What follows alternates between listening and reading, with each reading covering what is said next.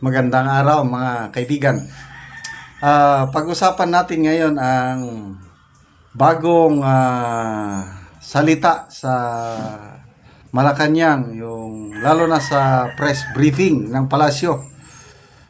May lumalabas ngayon na salita, tinawag nila na Eden phobia. Ito, nababasa ko lang sa mga comments phobia means takot. So, mayroong Eden phobia. So, mayroong takot sa reporter nga Eden. Kaya tinawag nga Eden phobia. So, sino yung umiiwas na sa reporter na Eden? Si Miss Eden Santos ng Net25. Di walang iba kundi ang ating Palace Press Paper na napipikon na sa mga tanong ni Miss Eden. Halos ayaw niya nang sagutin. Ito, i-share ko dalawang Facebook reel na panood ko na ayaw na talagang sagutin. Kaya tinawag na Eden phobia. Unahin natin ito. Secretary, okay. Tapos na po yung tanungan natin. Pinagit ko lamang po ang mga videos na ito na mag-ingat po tayo. Ayaw nang sagutin. Secretary, Oh. okay. Tapos na po yung tanungan natin. Oh, hindi. Pinagit ko lamang po ang mga... Hindi na pinatuloy yung secretary. Magsasalita pa lang si Miss Eden. Bungad pa lang yung tanong. Binanggit ko na yun. Tapos na yung tanungan. videos na ito na mag-ingat po tayo. Secretary, okay. Tapos na po yung tanungan natin kanina. Binanggit ko lamang po ang mga Grabe. videos na ito na mag-ingat po tayo.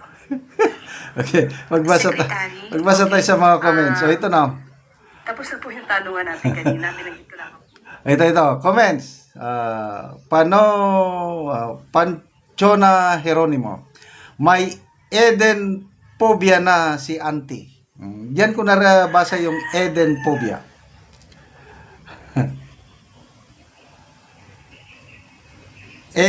Lagumbaya. Ha.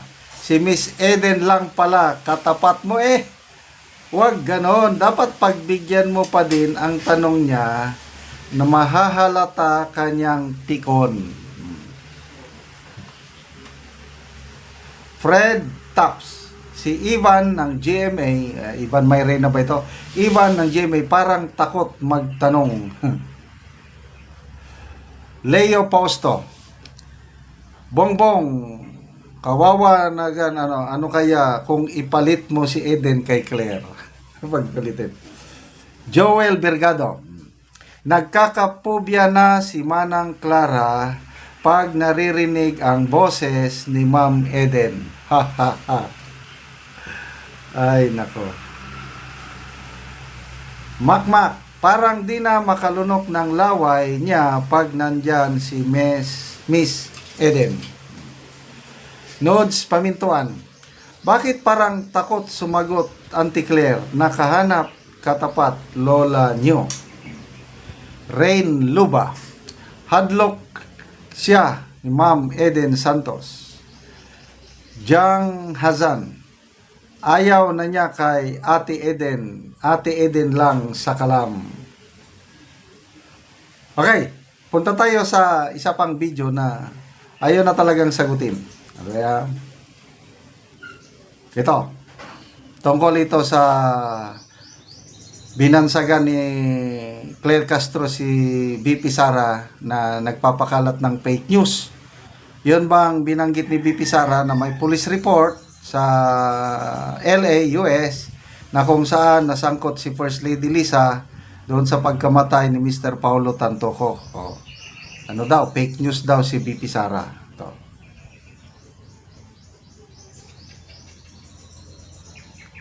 Sa kanya pala nanggaling ang fake news referring to Vice President Sara. Yusek, good morning po. From your previous briefing, sinabi niya po na sa kanya pala nanggaling ang fake news referring to Vice President Sara Duterte. Siya pala ang source ng fake news na ito na pinapakalat laban sa unang ginang kay First Lady. With that po, wala po bang plano ang Marcos administration na sampahan po ng kaso si VP Sara o kaya po ay paimbestigahan sa Kongreso? or sa NBI, PNP, CIDG, kung sinasabi po ninyo na siya ay fake news peddlers? Sa ngayon po, wala pa po. Oh, wala pa po. Next question. Yusek, good morning po.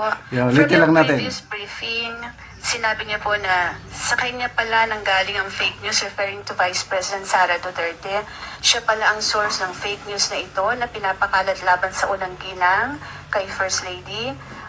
With that po, wala po bang plano ang Marcos administration na sampahan po ng kaso si VP Sara o kaya po ay paimbestigahan sa Kongreso or sa NBI, PNP, CIDG, kung sinasabi po ninyo na siya ay fake news peddlers?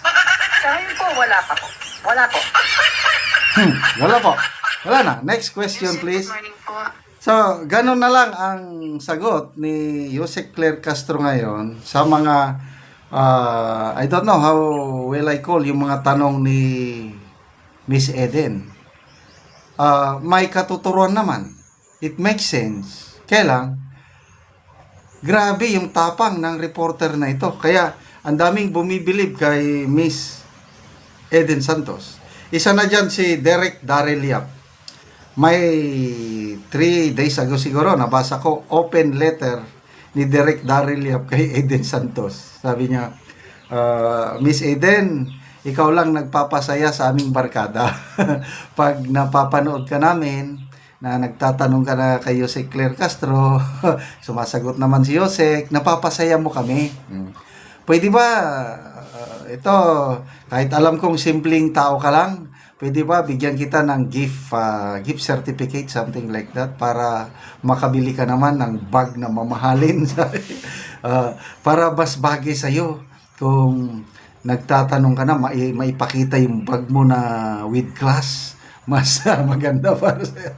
Something like that. So, mabuhay ka, Miss Eden Santos. Sa ngayon, ito, nakakalungkot, ano? Karamihan ng mainstream media, wala na. Malayo sila sa kalingkingan ni Mr. Ted Filon, of course, yung partner niya si DJ Chacha, at itong si Eden Santos. And then, isa pa, sina Mr. Rigoberto Tiglao. Yun na lang yung mga mainstream media ngayon na they're seeking the truth. They're exposing yung mga hindi magandang nakikita nila. Yun ang tunay na trabaho ng journalist. Kaya tinawag sila na fourth state. May 3 state lang. Yung executive, legislative, judiciary. Nasaan ang media? Ayun, fourth state. Kasi check and balance po ang media. At nakakatuwa at meron pa tayong Eden Castro ngayon na nagko-cover sa Malacanang. Okay. Salamat mga kaibigan sa inyong pagsubaybay sa ating channel. Nakakatulong kayo na malaki sa tribong Talaandig ng Bukidnon dahil ang sweldo natin sa channel na ito is pantulong ito sa tribo. Namimigay tayo ngayon ng libreng yero at pako sa tribong Talandig para ma-repair ang sira-sira nilang bahay. Panoorin po ninyo ang video na ito. Karon mo na pod ni ang balay nga among bisitaon nga nagkinahanglan og tabang nga kuan lang ang atop kanang kawayan lang. Mao na gid ni makita sa balay nga kagubaon na gyud. Ayo. Hay maingod to te.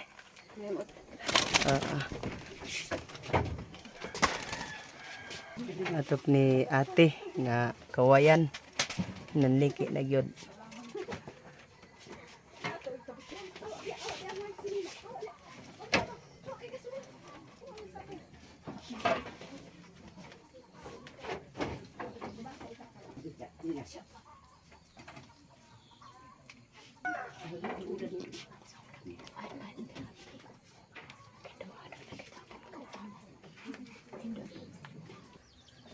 Og karon ate manguha na mo og kahoy kay matagaan na mo og lansang, pako, plinsen para nga makaatop mo. Manguha na gud mi. Manguha na gyud mo. Oo. Og karon ate unsa bang maistorya nga matagaan na ka og sen?